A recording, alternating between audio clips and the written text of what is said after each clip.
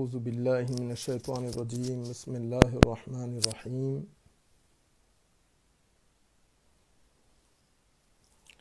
الحمد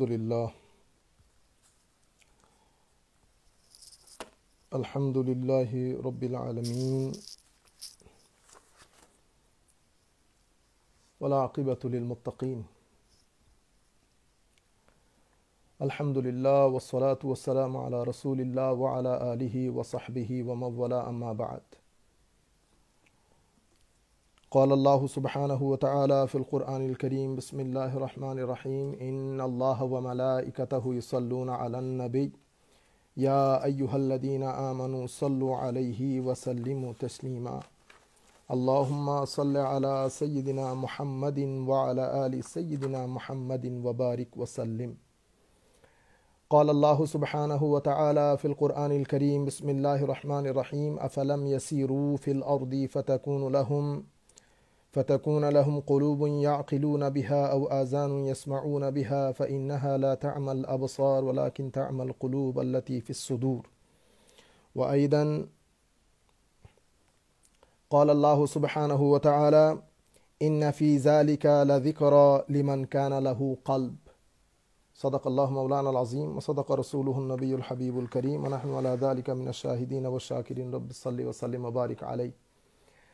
দূরের এবং কাছের আমাদের দেশে প্রবাসে যারা যেখানে বসে আমাদের আজকের এই আলোচনা দেখছেন এবং আমাদের সাথে যুক্ত হয়েছেন বা আমাদের আলোচনা পরবর্তীতে শুনবেন, আমরা সকলের প্রতি সশ্রদ্ধ সালাম রাখছি। আসসালামু আলাইকুম ওয়া রাহমাতুল্লাহি তাআলা ওয়া বারাকাতুহু। আশা করি আপনারা আমার আওয়াজ শুনতে পাচ্ছেন। কারো যদি আমার কাইন্ডলি যদি আপনারা একটু রিপ্লাই করতেন আপনাদের মধ্যে যে আওয়াজ শুনতে বা আমার সাউন্ড যদি একটু কম হয়, আপনারা কাইন্ডলি যদি আমাকে একটু শুরুতে জানিয়ে দেন তাহলে আমরা আওয়াজটা ঠিক করে নিতাম। আর যদি আওয়াজ ঠিক থাকে আমরা সরাসরি আমাদের আলোচনায় চলে যাব ইনশাআল্লাহ। আপনারা যারা যেখান থেকে যুক্ত হচ্ছেন আপনাদের কাছে অনুরোধ, আপনারা যদি দয়া করে আমাকে একটু কনফার্ম করতেন আমাদের আজকের ভিডিও এবং আওয়াজের ব্যাপারে, সাউন্ডের ব্যাপারে। সাউন্ড যদি ক্লিয়ার থাকে তাহলে আমরা আমাদের আলোচনা কন্টিনিউ করব। আমাদের ইনশাআল্লাহ আমরা চেষ্টা করব যে 1 ঘন্টার মধ্যে। আমাদের রাশেদ হোসেন ভাই উনি জানাচ্ছেন আওয়াজ কম। আমার মনে হয় আপনার সেট যদি একটু চেক করে দেখতেন আপনার আওয়াজটা, কারণ অন্য কোনো ভাই আওয়াজের বিষয়ে বলছেন না। কাজে আপনারা নিজেদের সেটটা একটু কাইন্ডলি, হ্যাঁ থ্যাংক ইউ ভেরি মাচ। আমাদের আমিনুল হক ভাই জানাচ্ছেন sound is okay, thank you very much. তো যে সমস্ত ভাইরা বলছেন যে সাউন্ড কম, আপনারা দয়া করে আপনাদের যেটা সেট সেই সেটের সাউন্ডটা একটু দেখে নেন সেটা আসলে কম করা আছে কিনা। ধন্যবাদ। আমরা আমাদের আজকের আলোচনায় চলে যাচ্ছি। সময় অত্যন্ত সংক্ষিপ্ত। সম্মানিত শ্রোতা মণ্ডলী যারা যেখানে বসে দেখছেন, আমরা আল্লাহ এবং রসুল সাল্লাল্লাহু আলাইহি ওয়াসাল্লামের সন্তুষ্টির নিয়তে আমরা আমাদের আজকের আলোচনায় যোগ দেব। আমরা শেখার চেষ্টা করব ইনশাআল্লাহ। আমরা আজকের যে বিষয়টা ঠিক করেছি, আমাদের যেই ধারাবাহিক আলোচনা চলছে, ধারাবাহিক যে আলোচনা আমরা শুরু করেছি সিটিং অফ নলেজের, সেটার আজকের পর্বে আপনারা এরই মধ্যে জানতে পেরেছেন যে আজকের পর্বে আমরা আলোচনা করব যে ইলহাম এবং এলমে লদুন্নি বা কাশফ, ইলহাম কাশফ বা এলমে লদুন্নি এবং এলমে লদুন্নি নিয়ে। এই ক্ষেত্রে যে বিষয়টি আমি প্রথমে আপনাদের কাছে আপনাদের দৃষ্টি আকর্ষণ করার চেষ্টা করব সেটি হচ্ছে যে আমাদের ধর্মে, আমাদের ইসলাম, আমাদের দ্বীনের ক্রাক্স হচ্ছে একেবারে ইলম। দ্বীনের ক্রাক্স হচ্ছে ইলম। আপনারা অবাক হয়ে যাবেন যে এই এলমের মশাল মদিনাই মুনাওয়ারাতে হুজুর করিম সাল্লাল্লাহু আলাইহি ওয়াসাল্লাম জ্বালিয়েছেন।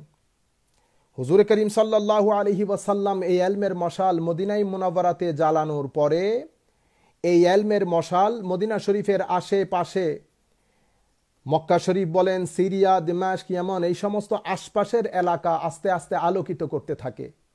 এক সময় এই মশালের আলোয় আলোকিত হয় সুদূর ইউরোপ পর্যন্ত।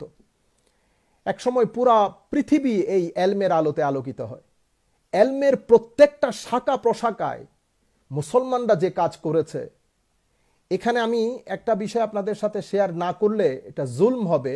সেটি হচ্ছে শুধুমাত্র আপনারা শুধু আঁচ করার জন্য, বুঝার জন্য যে উলামায়ে কেরাম, আমাদের আইম্মায়ে কেরাম এলমের যে খিদমত করেছেন, সেটা এই একটা বিষয় যদি আপনারা একটু দৃষ্টি দেন বা আপনারা বোঝার চেষ্টা করেন, আপনারা ইজিলি বুঝতে পারবেন সেটা যে আমাদের একেবারে প্রথম যুগের আইম্মায়ে কেরাম, আমাদের প্রথম যুগের উলামায়ে কেরাম শুধু এলম কি, হোয়াট ইজ নলেজ, জ্ঞান কি, এলমের মাহিয়ত কি, হাকিকত কি, রিয়ালিটি কি, কি জিনিসকে এলম বলে, শুধু এই এলম কি এই বিষয়ে আমাদের প্রথম যুগের আইম্মায়ে কেরাম হাজারের পর হাজার পেজ লিখেছেন রিসার্চ করে, শুধু এলম কি এই বিষয়ে।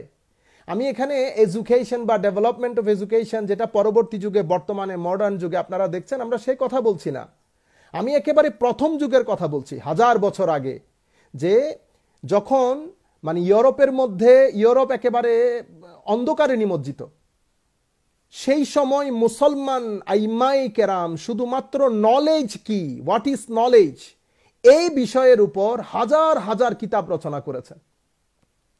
যেমন আপনারা যারা মাদ্রাসার ছাত্ররা দেখছেন, তাদের জন্য বিশেষ করে আবু ইয়ালা আল বাগদাদি আল মুতামাদ ফি উসুলিদ্দিন যদি আপনারা পড়েন, ইমাম আবুল মুঈন আল আন-নাসাফি তাফসিরাতুল আদিল্লা যদি পড়েন, ইমাম আবু ইসহাক আস-সাফার আল বুখারী তালখিসুল আদিল্লা যদি আপনারা পড়েন, বা মোটামুটি ওই কিতাবগুলার ওই অধ্যায়গুলো যদি আপনারা দেখেন, আপনারা অবাক হয়ে যাবেন আইম্মায়ে কেরাম কত ডিপলি শুধুমাত্র এলম কি এবং কি উপায়ে এলম অর্জিত হয়, এলমের মাহিয়ত কি, এলমের হাকিকত কি, এলমের হুদুদ কি, শুধু এই বিষয়ে উলামায়ে কেরাম আলোকপাত করেছেন। কিন্তু আনফরচুনেটলি বর্তমানে আপনারা আমাদেরকে দেখেন, আমাদের মুসলিম উম্মতকে দেখেন, জ্ঞান গরিমায়, জ্ঞানের ক্ষেত্রে আমরা কতটা পিছিয়ে পড়েছি। হাস্যকর বিষয় হচ্ছে, আজকে বড় ইন্টারেস্টিং একটা বিষয় হয়েছে। আমার এক পরিচিত রাজনীতি করেন, তো উনি বর্তমানে কোনো মাযহাব অনুসরণ করেন না, উনি আহলে হাদিস। যাই হোক, আমার সাথে ভালো সম্পর্ক রয়েছে বিদায় ওনার সাথে কথা হচ্ছিল, তো উনি বলেছেন যে, আমি জিজ্ঞেস করছিলাম যে আপনি রাজনীতি এখন করেন না? তো উনি আমাকে জবাব দিলেন, ভাই রাজনীতি কি করে করব, রাজনীতি মূর্খদের হাতে চলে গেছে, রাজনীতি মূর্খদের হাতে চলে গেছে, সেই হেতু আর এখন রাজনীতি করতে ইচ্ছে করে না। কারণ এমন এমন ছেলে রাজনীতিতে জড়িত যারা রাজনীতির বুঝে না। তখন উনি এই কথা বললেন, তো আমারও একটু সুযোগ হলো, আমি ওনাকে বললাম, ভাইজান এই কথাই তো আমি আপনাকে আজকে 2 বছর ধরে বোঝানোর চেষ্টা করছি। অর্থাৎ আপনি বলছেন রাজনীতি মূর্খদের হাতে চলে গেছে, সেই কারণে এখন আপনারা রাজনীতি করতে ইচ্ছে করছে না।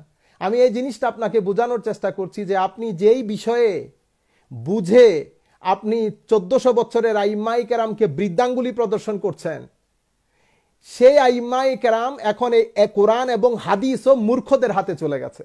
এখন আপনি দেখেন, আপনি নিজেও বলছেন যে রাজনীতি মূর্খদের হাতে চলে যাওয়াতে আপনার এখন আর রাজনীতি করতে ইচ্ছে করছে না। অনুরূপভাবে আমি আপনাকে এটাও বলছি যে কোরআন হাদিস মূর্খদের হাতে চলে গেছে, যার কারণে জ্ঞানীদেরকে মূর্খ হিসেবে কনসিডার করা হচ্ছে। যাই হোক, এটা আমি চলতে চলতে একটা কথা আপনাদেরকে বলছিলাম, জাস্ট আমি আপনাদেরকে বোঝানোর চেষ্টা করছি যে এলম, এবং আপনি কিছুদিন আগে আমি ফেসবুকের মধ্যে আমরা কত নিচে চলে যাচ্ছি লেখাপড়া এবং রিসার্চের ক্ষেত্রে, যেটা আমাদের দ্বীনের ক্রাক্স একেবারে, সেই বিষয়টাতে আমরা কত দূরে চলে যাচ্ছি। আমরা কি নিয়ে পড়ে থাকি আর আমাদের আইম্মায়ে কেরাম কি নিয়ে পড়ে থাকতেন, আপনারা যদি একটা কম্পেয়ার করেন আপনারা অবাক হয়ে যাবেন। যে আপনি দেখেন, কিছুদিন আগে আপনারা ধরেন ফেসবুকে আপনি যখন একটা পোস্ট করেন, আপনি ধরেন কোন একটা বিশ্ববিদ্যালয়ে 3rd ইয়ারে পড়ছেন, 4th ইয়ারে পড়ছেন, আপনি 2-1টা রিসার্চ পড়েছেন। মনে রাখবেন, 2-1টা রিসার্চ পড়ার পরে এটা হচ্ছে জ্ঞানের প্রথম ধাপ। যখন আপনি জ্ঞানের রাজ্যে সফর করবেন, তার প্রথম ধাপ হচ্ছে আপনি যখন 2-1টি বই পড়বেন, আপনার নিজেকে অনেক বেশি জ্ঞানী মনে হবে। যখন আপনার নিজেকে অনেক বেশি জ্ঞানী মনে হবে, আপনার যখন মনে হবে যে আপনি অনেক কিছু জানেন, এবং বড় বড় আইম্মায়ে কেরাম সম্পর্কে আপনার ভিতরে একটা সন্দেহের উদ্রেক হবে বা তাদের ব্যাপারে আপনি কনফিউজড হয়ে যাবেন, তো মনে করবেন যে আপনি জ্ঞান অর্জনের সফর এখনো শুরু করেন নাই, আপনি জ্ঞান সমুদ্র এখন দেখেনই নাই, যার কারণে আপনার নিজেকে বড় মনে হচ্ছে।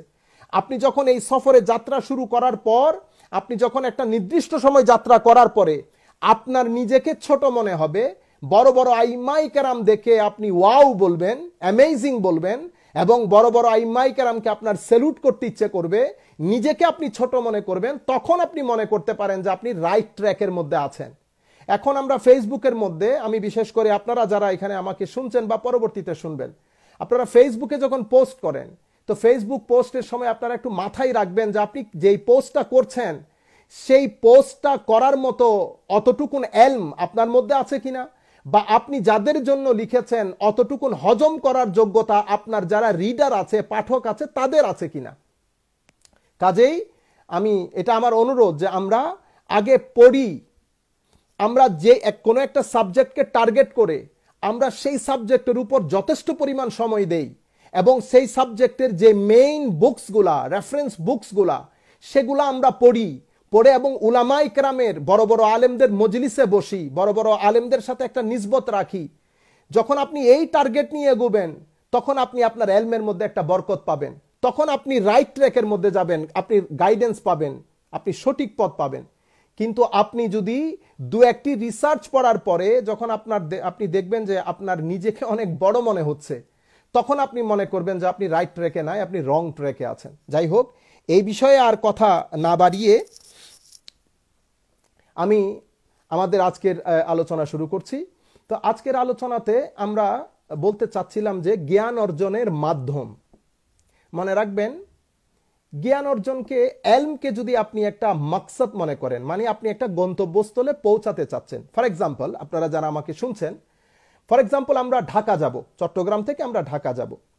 তো ঢাকা যাওয়ার জন্য কিছু মাধ্যম আছে, কিছু ওয়াসাইল, বা আপনি কোন মাধ্যমে যাবেন, আপনি আকাশপথে যাবেন, নৌপথে যাবেন, আপনি কি মানে রাস্তা দিয়ে যাবেন, আপনি কোন পথে ঢাকা যাবেন। তো ঢাকা হচ্ছে আমার গন্তব্যস্থল। আমার কাছে যদি অনেক টাকা থাকে, আমি ফ্লাইট নিয়ে চলে গেলাম মাত্র সামান্য সময়ের মধ্যে। তো আমার এই যে আপনি কেউ ফ্লাইট নিয়ে যাচ্ছে, কেউ বাস নিয়ে যাচ্ছে, কেউ কার নিয়ে যাচ্ছে, কেউ নৌপথে যাচ্ছে, এই যে আপনি বিভিন্ন মাধ্যম দিয়ে যাচ্ছেন, এগুলা হচ্ছে আপনার মাধ্যম। কিন্তু আমাদের সকলের টার্গেট হচ্ছে ঢাকায় পৌঁছানো। এলম হচ্ছে আমাদের টার্গেট, আমরা এলম অর্জন করতে চাচ্ছি। আপনি মেডিকেল সায়েন্সে পড়েন, আপনি ইসলামিক সায়েন্সে পড়েন, যে কোনো সায়েন্সে আপনি পড়েন, আমাদের আলটিমেট টার্গেট হচ্ছে আমরা এলম অর্জন করব। তো এই হচ্ছে আমাদের টার্গেট, আমাদের গন্তব্যস্থল। তো ওই এলম অর্জন করার জন্য কিছু মাধ্যম আছে। সেই মাধ্যমের মধ্যে প্রথম যে মাধ্যম, সেই মাধ্যমগুলো নিয়ে আমরা গত পর্বে আলোচনা করেছি। আজকে আরেকটা মাধ্যম নিয়ে আলোচনা করব। প্রথম যে মানে জ্ঞান অর্জনের যে মাধ্যম, সেই মাধ্যমকে ইমাম ইবনুল কাইয়িম আল জাওজি, আমি প্রাথমিকভাবে দু একটি কথা বলে রাখি, অবশ্য এটা বলে রাখা প্রয়োজন। আজকে যেহেতু ইলহাম, কশফ এবং ইলমে লদুন্নি নিয়ে কথা হবে, তো আমাদের মধ্যে স্বাভাবিকভাবে আমরা অনেকেই, আমাদের মধ্যে এখন নতুন একটা ট্রেন্ড জারি হয়েছে, নতুন একটা ট্রেন্ড সমাজের মধ্যে আমরা দেখি, আমরা এই সমস্ত বিষয়গুলোর দিকে নাক ছিটকাই। মানে মনে হয় যেন এগুলা কোরআন হাদিস থেকে দূরে, এগুলা কোরআন হাদিসের কোনো বিষয় না। মনে রাখবেন, যেই সমস্ত আলেমরা, মানে তাদের এলমি যে কালচার এবং তাদের যে এলমি ট্রেডিশন, এবং এলমি ট্রেডিশনের ক্ষেত্রে তারা অনেক বেশি গোড়া এবং অনেক বেশি মুতাশাদ্দিদ, এবং এই ধরনের বিষয়গুলা মানতে চায় না, গ্রহণ করতে চায় না। তন্মধ্যে শেখ ইবনে তাইমিয়া রয়েছে, শেখ ইবনে তাইমিয়ার ছাত্র শেখ ইবনুল কাইয়িম আল জাওজি রয়েছে, এবং ইমাম শৌকানি রয়েছেন। ওনাদেরকে অনেক বেশি, মানে ওনারাই হচ্ছে যারা এই সমস্ত বিষয়ে আমরা মানে এগুলো অ্যাকসেপ্ট করতে চাই না, বা এগুলোর সাথে দ্বিমত পোষণ করি, একেবারে না শুনে আগ থেকে না বলে দেই। তো এই লোকগুলা হচ্ছে, মানে এই আইম্মাগুলা হচ্ছে, ওনারাও মানেন এই আইম্মাগুলোকে। অর্থাৎ যেই সমস্ত জায়গায়, যেই সমস্ত রাষ্ট্রে, যেই সমস্ত শিক্ষা প্রতিষ্ঠানে এই বিষয়গুলোর প্রতি কেমন যেন একটা নাক শিটকানো ভাব থাকে, সেই শিক্ষা প্রতিষ্ঠান, সেই দেশ এবং সেই সমস্ত অঞ্চল, সেই সমস্ত মাদ্রাসায় এই ইমামগুলাকে মানেন তারা, এবং এই ইমামগুলা শ্রদ্ধার পাত্র, বিশ্বাসের পাত্র। আবার বলি, শেখ ইবনে তাইমিয়া, ইবনে তাইমিয়ার মজমু, ওনার যে ফাতাওয়ার কিতাব, ওই ফাতাওয়ার, এবং ইমাম ইবনুল কাইয়িম ওনার মাদারিজুস সালিকিন কিতাব, আর ইমাম শৌকানির এরশাদুল ফুহুল, আমি আজকে যে আলোচনাগুলা করব এই আলোচনাগুলা মূলত ওনাদের এই কিতাবগুলা থেকেই, বেশিরভাগ ক্ষেত্রে আমি ওনাদের কিতাবকেই অ্যাকচুয়ালি বেস বানাবো। তো ওনারা যেহেতু ওনারাই অ্যাকসেপ্ট করে নিয়েছেন, এবং ওনাদের ছাড়াও যদি আমরা বলতে চাই তাহলে এলমে লদুন্নি বা কাশফ বা এলহাম এই সমস্ত বিষয়ে আমাদের মুসলমান আইমাই কেরামের মধ্যে কখনো কোনো দ্বিমত ছিল না। সবাই এক বাক্যে স্বীকার করে, কারণ কোরআন হাদিস থেকে সন্দেহাতীতভাবে জিনিসগুলো প্রমাণিত।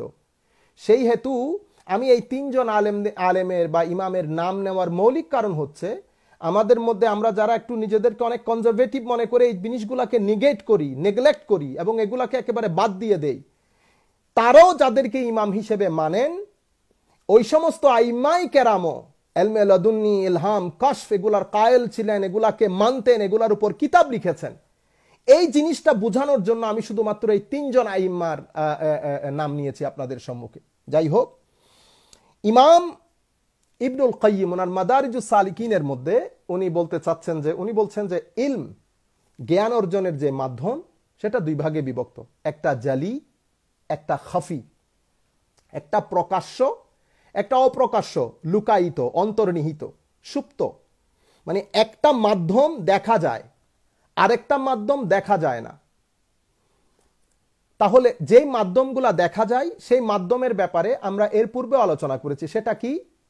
সেটা হচ্ছে আমরা ব্রিফলি, যেহেতু আমাদের সব ধরনের শ্রোতা আছে, সেই হেতু আমাদের চেষ্টা করতে হয় যে মাঝে মধ্যে একেবারে সিম্পল ওয়েতে বলার জন্য। এবং একটা বিষয় আপনারা খেয়াল করেছেন, আমি কয়েকবার রিপিট করি, কারণ আপনারা যারা শুনছেন, আমার যারা শ্রোতা, তারা সব এক স্ট্যাটাসের না। কারো বুঝ কম, কারো বুঝ একটু বেশি, কেউ মাদ্রাসায় পড়েছেন, কেউ এই বিষয়ে মোটামুটি একটা স্পেশালিটি রাখেন। তো আমি সকলের দিক বিবেচনা করে, সকলের আন্ডারস্ট্যান্ডিং বিবেচনা করে আমাকে কথা বলতে হয়। আমি যদি আমার মতো করে কথা বলে চলে যাই এবং আপনাদের যারা সাধারণ শ্রোতা তারা না বুঝেন, তাহলে এই ধরনের বলার মধ্যে তাবলীগ হয় না। মানে আমি যে পৌঁছে দিতে চাচ্ছি, বা আমি যে একটা জিনিস বায়ান করতে চাচ্ছি, বা আমি যে একটা জিনিস আপনাদের সম্মুখে পরিষ্কার করে দিতে যাচ্ছি, এই বায়ানটা হয় না। সেই হেতু আমাকে অনেক সময় একটা বিষয়ে রিপিট করতে হয়, এবং আরেকটা বিষয় দেখা যায় যে মাদ্রাসার ছাত্ররা হয়তো মনে করতে পারেন, বা যারা এই বিষয়ে একটু লেখাপড়া আছে তারা হয়তো মনে করতে পারেন যে এগুলো তো আমরা বুঝছি, আপনি একই কথা বারবার বলছেন। আসলে সেরকম না। আমি শ্রোতা মণ্ডলী এবং প্রত্যেক শ্রোতার অবস্থা বিবেচনা করে তাদের ওই অবস্থাকে সামনে রেখে আমি কথা বলি, সেই কারণে হয়তো আপনাদের এটা মনে হতে পারে। তো আমি বলতে যেটা চাচ্ছিলাম যে ব্রিফলি যদি আমি আপনাদেরকে একটু বলি যে জ্ঞান অর্জনের যে মাধ্যমগুলো আছে তার মধ্যে একটা মাধ্যম হচ্ছে আকল। আরবিতে আমরা আকল বলি, বা আপনারা যেটাকে ব্রেইন বলেন, ইন্টেলেক্ট বলেন, বুদ্ধি বলেন। মনে রাখবেন, এর আগেও আমরা আপনাদেরকে বলেছি যে আপনার যে ব্রেইন, আপনার যে বুদ্ধি, আপনার যে আকল, এই আকলটা নিজ থেকে কোনো জ্ঞান আপনাকে প্রোভাইড করতে পারে না। আকল আপনাকে জ্ঞান প্রোভাইড করে কখন? আপনার যে পঞ্চ ইন্দ্রিয়, হাত, চোখ, নাক, আপনার টেস্ট, এই যে আপনার পঞ্চ ইন্দ্রিয়গুলা, এই পঞ্চ ইন্দ্রিয় জ্ঞান কোনো কিছু দেখে, যেমন চোখ কোনো কিছু দেখে ইনফরমেশন যখন ব্রেইনকে দেয়, ব্রেইন জিনিসগুলো অর্গানাইজ করে, দুইটা মিলে এলম হয়। মানে একটা আরেকটার ইন্টারডিপেন্ডেন্ট। আপনার আকল এবং আপনার হাওয়াসে খামসা তথা আপনার পঞ্চ ইন্দ্রিয়, 5 ফ্যাকাল্টি অফ সেন্সেস, এগুলা একটা আরেকটার ইন্টারডিপেন্ডেন্ট। যেমন কবরের আযাব কিন্তু আপনার আকল, আপনি যদি জিজ্ঞেস করেন কবরের আযাব সম্পর্কে আপনাকে কিছু বলতে, আপনি যদি শুধু ব্রেইন দিয়ে, আপনার বুদ্ধি দিয়ে, আপনার আকল দিয়ে বলার চেষ্টা করেন তো আপনি বলতে পারবেন না। কেন? কারণ কোন একটা জিনিস সম্পর্কে বলতে গেলে, বুঝতে গেলে আকল আগে আপনার চোখকে জিজ্ঞেস করবে, বা আপনার কানকে জিজ্ঞেস করবে, বা আপনার নাককে জিজ্ঞেস করবে, আপনার মুখকে জিজ্ঞেস করবে। যেমন আপনি যদি কাউকে জিজ্ঞেস করেন যে এই জিনিসটা সাদা না কালো, এখন আপনার আকল কিন্তু চোখ ছাড়া কোনো অন্ধ মানুষ কিন্তু আপনার বলতে পারবেন না এটা সাদা না কালো। তো এটা বলার জন্য আপনার আকল আপনার চোখকে জিজ্ঞেস করে, আপনার আকল আপনার চোখকে জিজ্ঞেস করে। আপনার চোখ যখন বলে যে এটা সাদা, তো আপনার চোখ ইনফরমেশন আপনার বুদ্ধিকে, বিবেককে দেয়, তখন আপনার বিবেক বা আপনার ব্রেইন আপনাকে বলে এটা সাদা। কিন্তু আপনার চোখ যদি কোনো কারণে কাজ না করে তখন কি হবে? তখন হবে যে আপনার ব্রেইন সাদা কালোর মধ্যে ফারাক করতে পারবে না। তাহলে আপনার ব্রেইন, আপনার বুদ্ধি, আপনার আকল, আমরা বলি না বেআকল, তো বেআকল মানে ওনার বুদ্ধি বিবেচনা নাই। তো এখন আমি আপনাদেরকে বলতে চাচ্ছিলাম জ্ঞান অর্জনের একটা মাধ্যম হচ্ছে প্রকাশ্য, সেই মাধ্যমটা হচ্ছে আকল। সেই আকলটা তার জ্ঞানকে অর্গানাইজ করার জন্য পঞ্চ ইন্দ্রিয়ের মুখাপেক্ষী। এখন কবরের আযাব সম্পর্কে আপনার আকল কোনো কিছু বলতে পারছে না। কেন?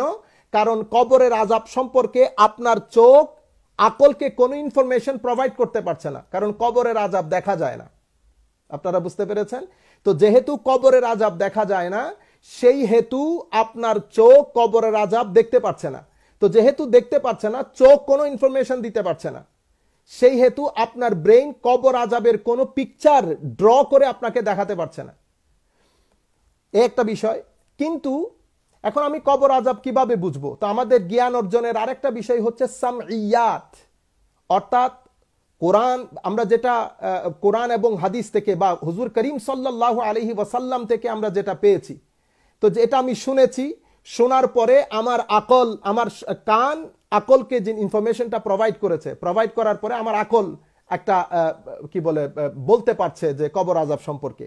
তো এগুলা সামঈয়াতের উপর। যাই হোক, আমি ওদিকে যাচ্ছি না, শুধুমাত্র আপনাকে এতটুকু বোঝানোর জন্য যে জ্ঞান অর্জনের যে মাধ্যম, সেই মাধ্যমগুলোর মধ্যে একটা মাধ্যম হচ্ছে প্রকাশ্য, যেটা আমি আপনাকে এতক্ষণ বুঝিয়ে দিলাম। জ্ঞান অর্জনের জন্য আরেকটা মাধ্যম আছে, সেই মাধ্যমটা হচ্ছে অপ্রকাশ্য, লুকায়িত। সেগুলা কি? তো এখানে যেমন এই আকল এবং হাওয়াসে খামসা, পঞ্চ ইন্দ্রিয় দিয়ে আপনি জ্ঞান অর্জন করছেন, অনুরূপভাবে জ্ঞান অর্জনের আরো একটা মাধ্যম হচ্ছে আপনার নাফস, আপনার কলব, আপনার রূহ, আপনার সের। অর্থাৎ মানুষের শরীরের মধ্যে আল্লাহ রাব্বুল আলামিন আপনার অভ্যন্তরে কিছু সৃষ্টি, কিছু জিনিস, কিছু ডিভাইস আল্লাহ রাব্বুল আলামিন আপনাকে দিয়েছেন, যেগুলো অত্যন্ত সেনসিটিভ, লতিফ, দেখা যায় না, বোঝা যায় না, কিন্তু পবিত্র কোরআনে পাকের মধ্যে আল্লাহ রাব্বুল আলামিন ক্যাটাগরিক্যালি শব্দগুলো ব্যবহার করেছেন। যেমন আমি যদি প্রাইমারিলি আপনাদেরকে বলি, তাহলে একটা কল্প বলবো, একটা নফস বলবো, একটা কলব বলবো, একটা রূহ বলবো, আপাতত মিনিমাম রাখার জন্য, আপনাদেরকে বোঝানোর জন্য। তো আমাদের অভ্যন্তরে, আমাদের ভিতরে কিছু জিনিস, এই যে বাহ্যিক জিনিসগুলো আপনি দেখছেন, আভ্যন্তরীণ জিনিসগুলো দেখা যায় না। সেজন্য সেই মাধ্যমগুলোর নাম মাদারিজুস সালিকিনের মধ্যে ইমাম ইবনুল কাইয়িম ওই মাধ্যমের নামই রেখেছেন খফি। খফি মানে লুকায়িত, অন্তর্নিহিত, যেগুলো দেখা যায় না, অদৃশ্য। তার মধ্যে একটা জিনিস হচ্ছে নাফস, আর একটা জিনিস কল্ব। কল্বকে আমাদের বাংলার অর্থে, আমরা বাংলা অর্থে হার্ট বলি। তো হার্ট কিন্তু ওই হার্ট না যে হার্ট আপনার ব্লাডকে পাম্প করে বা আমাদেরকে বেঁচে থাকার জন্য সহায়তা করে, ওই হার্ট না। ওই হার্টের ভিতরে, ওই হার্টের মধ্যে আরো একটা সেনসিটিভ ক্রিয়েশন, এটা একটা লতিফ, একটা জৌহার, একটা সৃষ্টি আল্লাহ রাব্বুল আলামিনের পক্ষ থেকে ওখানে ডিভাইস ফিট করা হয়েছে, ওইটাকে কলব বলে। ওকে আরো একটা জিনিস আল্লাহ রাব্বুল আলামিন আপনাকে দিয়েছেন, সেটাকে নাফস বলে। আরো একটা জিনিস আল্লাহ রাব্বুল আলামিন আপনাকে দিয়েছেন, সেটাকে রূহ বলে। সেখানে কিছু, সেটা আলাদা একটা জগৎ। সেই জগৎ, সেইগুলা দিয়ে, যেমন আমরা যদি আপনাকে প্রথমে নাফসের বিষয়গুলো আপনাকে আমি আগে বলে যাই, এরপরে আমরা এলহাম এবং এলমে লদুন্নির ক্ষেত্রে ওই ব্যাপারে আসব। প্রথমে আরো কিছু জিনিস আকল সম্পর্কে জেনে নেই। আকল বিষয়টা হচ্ছে, আকল কিন্তু আমরা বর্তমানে আমরা যারা নিজেদেরকে এইথিস্ট বলি, আমরা হয় কি যে আমরা ইন্টেলেক্ট দিয়ে, বুদ্ধি দিয়ে আমরা এমন অনেক জিনিস বুঝতে চাই যেটা আমার বুদ্ধির মাধ্যমে বোঝা সম্ভব না। সেই জিনিসগুলা বুঝতে হলে আপনি অন্য একটা মাধ্যম আপনাকে অ্যাপ্লাই করতে হবে। আপনি যদি আপনার বুদ্ধি দিয়ে ওই জিনিসগুলা বুঝতে চান, বুঝতে পারবেন না। কেন?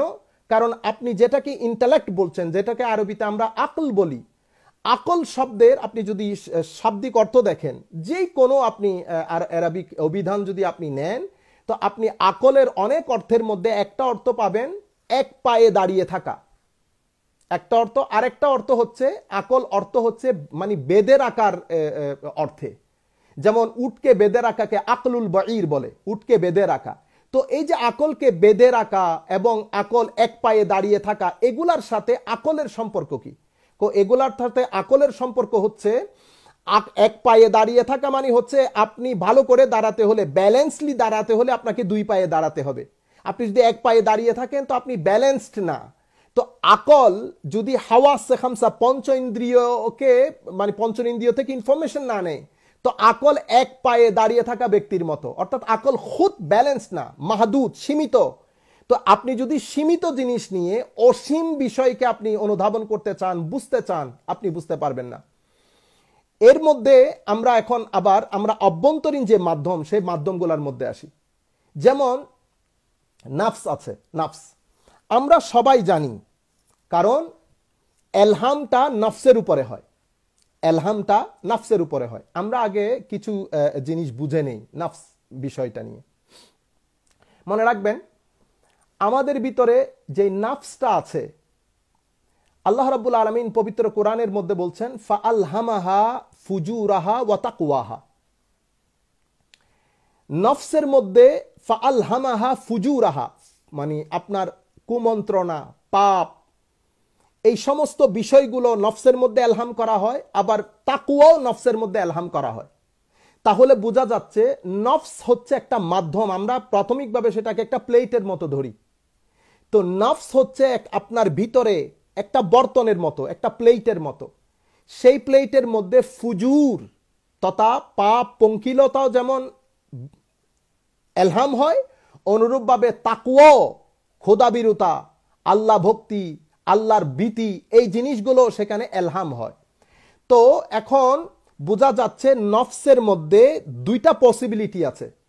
হয় নফস আপনার ফুজুর তথা নফসের মধ্যে পাপ, পঙ্কিলতা এলহাম হবে, অথবা নফসের মধ্যে তাকওয়া এলহাম হবে। আমরা আগে দেখে নেই যে পবিত্র কোরআনের মধ্যে আল্লাহ রাব্বুল আলামিন নফস সম্পর্কে কি কি জিনিস বলেছেন। এই জিনিসটা তো আপনারা পবিত্র কোরআনের আয়াতের আলোকে আপনারা বুঝতে পেরেছেন যে নফসের মধ্যে, নফস দুটি জিনিসের রিসিপিয়েন্ট। একটা হচ্ছে ফুজুর, একটা হচ্ছে তাকওয়া। একটা হচ্ছে পাপ, পঙ্কিলতা, একটা হচ্ছে খোদাবিরুতা। এখন পবিত্র কোরআনের মধ্যে আরেকটি আয়াতের মধ্যে আল্লাহ রাব্বুল আলামিন বলছেন ইন্নান নাফসা লাআম্মারাতুম বিসসু। নফস মানুষকে কি করে? নফস মানুষকে কুমন্ত্রণা দেয়। কি কাজ, কি করার জন্য কুমন্ত্রণা দেয়? খারাপ কাজ করার জন্য। নফস মানুষকে সবসময় পুশ করে ভালগারিটির দিকে, নিউডিটির দিকে। নফস মানুষকে খারাপ কাজে কুমন্ত্রণা দেয়, প্ররোচনা দেয়। আপনি দেখবেন, আপনি হঠাৎ করে বসে আছেন, আপনি একটা জিনিস চিন্তা করছেন, আপনার ভিতরে ওই যে অশ্লীলতা, ওই যে ভালগারিটি, নিউডিটি বা খারাপ কথা বলে, এই জিনিসগুলো আপনার ভিতরে এলহাম হয়। নফস খুদ আপনাকে পুশ করে খারাপ কাজ করার জন্য। এটা এক ধরনের এলহাম। নফস পুশ করে মানে নফসের বর্তনের মধ্যে এটা একটা খাতের, এটা আপনি বলতে পারেন যে এটা একটা চিন্তা, এটা একটা আওয়াজ, এটা একটা একটা একটা মানে মন্ত্রণা, যেটা আপনার ভিতরে, আপনার নফসের ভিতরে জমা হয় এবং আপনাকে খারাপ কাজের দিকে পুশ করতে থাকে। তাইলে এই নফসকে নফসে আম্মারা বলা হয়, নফসে আম্মারা বলা হয়। আবার এখন এই নফস থেকে কোনো ব্যক্তি যখন এই নফসটাকে ডেভেলপ করার চেষ্টা করে, সে ইচ্ছে করলে এই নফসটাকে ডেভেলপও করতে পারে। আমরা সেদিকে একটু পরে আসছি। আমি আগে নফসের কয়েকটা ধাপ এবং ধরন আপনাদের সম্মুখে বুঝিয়ে বলি। দ্বিতীয় যে নফস, একটা তো নফসে আপনারা বুঝছেন যে যেটা কুমন্ত্রণা দেয় খারাপ কাজের জন্য। আরেকটা নফসকে বলা হয় নফসে লাওয়ামা। নফসে লাওয়ামা মানে পবিত্র কোরআনের মধ্যে আল্লাহ রাব্বুল আলামিন নফসে লাওয়ামার কসম করেছেন। ওয়ামা উকসিমু বিন নফসিল লাওয়ামা বলে আল্লাহ নফসে লাওয়ামার কসম করেছেন। তো নফসে লাওয়ামা কি? এতক্ষণ পর্যন্ত নফস আপনাকে কুমন্ত্রণা দিয়েছে, পুশ করেছে, এনকারেজ করেছে, আপনার ভিতরে একটা এলহাম করেছে খারাপ কাজ করার জন্য। এখন সেই একই নফস আপনাকে লাওয়ামা মানে আপনি খারাপ কাজ করার পরে আপনাকে বৎসনা দেয়। আপনি কোন একটা খারাপ কাজ করে আপনি যখন দেখবেন যে আপনার ভিতর থেকে কমফোর্ট ফিল হচ্ছে না, আপনি ভিতর থেকে যেন এক ধরনের মানে বেচাইন, আপনি কেমন যেন আপনার লাগছে, তার মানে হচ্ছে নফস আপনাকে বৎসনা করছে আপনি যে খারাপ কাজ করেছেন সেটার জন্য। এটা হচ্ছে দ্বিতীয় ধাপ। তৃতীয় ধাপকে নফসে মুলহিমাও বলা হয়, মুলহামাও বলা হয়। হার নিচে জের অথবা হার নিচে জবর, দুটা দিয়েই পড়া হয়। নফসে মুলহিমা মানে তৃতীয় পর্যায়ে গিয়ে আপনার এই নফস আপনাকে ভালো কাজ করার প্রতি পুশ করে, অথবা মুলহামা অর্থাৎ এই নফসের উপর এলহাম হয়, এলহাম করা হয় ফেরেশতার পক্ষ থেকে ভালো কাজ করার জন্য। তৃতীয়, চতুর্থ পর্যায়ে আমি খুব ব্রিফলি বলছি, আমি 7-8 প্রকারে বা উলামা ইকরাম যে আন্দাজে বলেছেন, আমি শুধুমাত্র সাধারণ শ্রোতাদের দিক বিবেচনা করে, যারা মাদ্রাসার ছাত্র আছেন তারা ফার্দার স্টাডি করলে আপনারা বুঝতে পারবেন। আমি শুধুমাত্র মিনিমাম রাখছি যাতে সাধারণ শ্রোতা সহ সবাই বুঝতে পারে এবং সব ধরনের প্রকার এগুলোর মধ্যে চলে আসে। আরেকটা নফসকে বলা হয় নফসে মুতমাইন্না। এই নফসে মুতমাইন্নার আন্ডারে রাদিয়া, মারদিয়া, কামেলা এগুলো সব নফসে মুতমাইন্নার আন্ডারে চলে আসে। নফসে মুতমাইন্না মানে হচ্ছে নফস যখন মুতমাইন তথা ইবাদত, রিয়াজাত, আল্লাহ, রসুল, খোদা, মোট কথা হচ্ছে নফস থেকে যখন দুনিয়া বের হয়ে যায়, দুনিয়ার লোভ, লালসা সবকিছু বের হয়ে যায়, নফস যখন দুনিয়ার প্রতি টান আর অনুভব করে না, নফস যখন আল্লাহ রসুল, আল্লাহ ভক্তি, রসুল ভক্তি, নফস যখন পরিপূর্ণভাবে আখিরাতমুখী হয়ে যায়, আল্লাহ এবং রসুলমুখী হয়ে যায়, নফসের মধ্যে একটা পিস চলে আসে, এটাকে নফসে মুতমাইন্না বলে। তাহলে আপনি কয়টা নফস পেলেন? আপনার প্রথম নফস আপনার বলেছিলাম নফসে আম্মারা, এরপরে নফসে লাওয়ামা, এরপরে নফসে মুলহিমা বা মুলহামা, এরপরে নফসে মুতমাইন্না। এখন আমরা আপনাদেরকে বলেছিলাম যে এই নফসের মাধ্যমে আপনি নফস যখন আপনি তৈরি হয়ে যাবে, নফসকে একটা মাধ্যম হিসেবে, জ্ঞান অর্জনের মাধ্যম হিসেবে আপনি ব্যবহার করতে পারবেন। নফস কোন জ্ঞানকে রিসিভ করে? এলহামকে নফস রিসিভ করে, এলহামকে। কারণ আপনার নফসের মধ্যে হয়তো আল্লাযী ইউওয়াসবিসু ফি সুদুরিন নাস মিনাল জিন্নাতি ওয়ান নাস, এই জন্য এলহামকে বলা হচ্ছে একটা খাতের, এলহামকে একটা বলা হচ্ছে খাতের, এটা একটা আওয়াজ, এটা একটা খিতাব। আপনারা যদি ইমাম কাশানির মোজামু ইস্তালাহাতি সুফিয়া পড়েন, ওখানে বলা হচ্ছে যে মানে ইলহামটা হচ্ছে একটা খাতের, যেটা আপনার নফসের প্লেটের মধ্যে পতিত হয়। মানে এই খাতেরটা ফেরেশতার পক্ষ থেকে আপনার নফসের মধ্যে ঢেলে দেওয়া হয়। এটা ইলম, এটা একটা এলহাম, এটা মানে লুক্কায়িত জ্ঞান, এটা অন্তর্নিহিত জ্ঞান। তো এখন আপনি যদি নফসের বর্তনকে, আপনি যদি চান যে আপনার নফস এলহামের রিসিপিয়েন্ট হোক, আপনি যদি এলহামকে গ্রহণ করতে চান, আপনি যদি এলহাম অর্জন করতে চান, তাহলে আপনার নফসের প্লেটকে তৈরি করতে হবে। নফসের প্লেট আসলে এটা একটা ডাস্ট, ময়লাযুক্ত। কিন্তু আমি একটা এক্সাম্পল দিলে আপনারা বুঝতে পারবেন। যেমন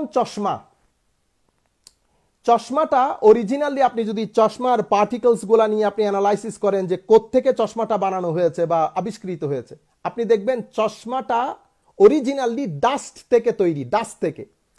আপনি ময়লা আবর্জনা, ডাস্ট, তো সেই ডাস্টকে পিউরিফাই করতে করতে একটা পর্যায়ে ওখান থেকে আপনি চশমা বানিয়েছেন। আপনি দেখেন, খুব খেয়াল করলে আপনি জিনিসটা ইজিলি বুঝতে পারবেন। বানানোর পরে হলো কি, আপনি সাধারণভাবে ডাস্টের মধ্যে পানি ঢেলে আপনি যদি সেটাকে একটু কাদাযুক্ত করে আপনার চোখের সামনে রাখেন, আপনি কিন্তু কোনো কিছুই দেখতে পাবেন না, কারণ নফস মানে এই ডাস্টটা পিউরিফাই হয় নাই। কিন্তু একই ডাস্ট যখন আপনি পিউরিফাই করবেন, এটাকে অ্যানালাইসিস করবেন, করতে একটা পর্যায়ে গিয়ে সেখান থেকে গ্লাস তৈরি হয়।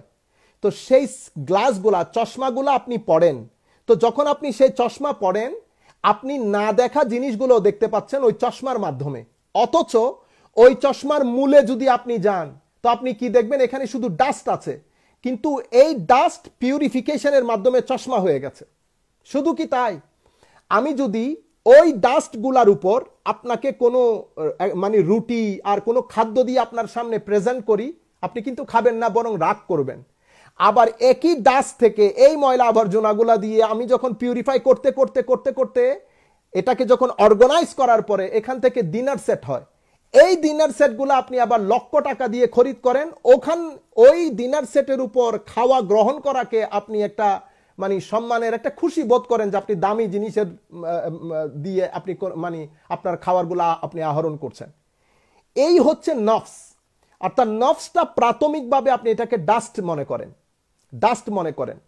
তো যখন নফস ডাস্টের মতো হয় তখন নফসের মধ্যে নফস দুইটা জিনিসের রিসিপিয়েন্ট হয়, কিন্তু ভালো এবং মন্দ, কুমন্ত্রণা অথবা নফস এলহামের রিসিপিয়েন্ট হয়। কিন্তু প্রাথমিকভাবে ডাস্ট হওয়ার কারণে নফস আপনাকে পুশ করতে থাকে খারাপ কাজের দিকে। নফসে আম্মারা, যেটাকে আম্মারা তুম বিসু যেটাকে বলি, নফসে আম্মারা যেটাকে বলছি। তো যখন আপনি এটাকে পিউরিফাই করতে থাকেন, তো কি থেকে পিউরিফাই করবেন? আপনি অহংকার থেকে, অশ্লীলতা থেকে, ভালগারিটি থেকে, নিউডিটি থেকে, পাপ পঙ্কিলতা থেকে আপনি যখন এটাকে পিউরিফাই করবেন, তো পিউরিফাই করতে এক পর্যায়ে সেটা চশমা হয়ে যায়। প্রথম পর্যায়ে আপনি যখন পিউরিফিকেশনের প্রসেস জারি রাখেন, তো দ্বিতীয় পর্যায়ে গিয়ে এই নফসে আম্মারাটা নফসে লাওয়ামা হয়ে যায়। অর্থাৎ আপনি যখন ডাস্টকে পিউরিফাই করতে একটা জায়গায় গিয়ে সেটা কেমিক্যাল হয়, আপনারা দেখেন। এর পরবর্তীতে আরো যখন আপনি আপনার পিউরিফিকেশন প্রসেসটা জারি রাখেন, এক পর্যায়ে গিয়ে এই নফসটা নফসে মুলহেমা হয় বা মুলহামা হয়, এবং আরেক পর্যায়ে গিয়ে নফসে মুতমাইন্না হয়ে যায়। আপনারা চিন্তা করে দেখেন। তো যখন নফসে লাওয়ামা হয় বা নফসে মুলহিমা বা মুলহামা হয় বা নফসে মুতমাইন্না হয়, তখন আপনার এই নফস, এটা আপনার এই ভিতরে একটা বর্তন হয়ে যায়। সেই বর্তন তখন এলহামের রিসিপিয়েন্ট হয়ে যায়। সেখানে ফেরেশতার পক্ষ থেকে এলহাম করা হয়।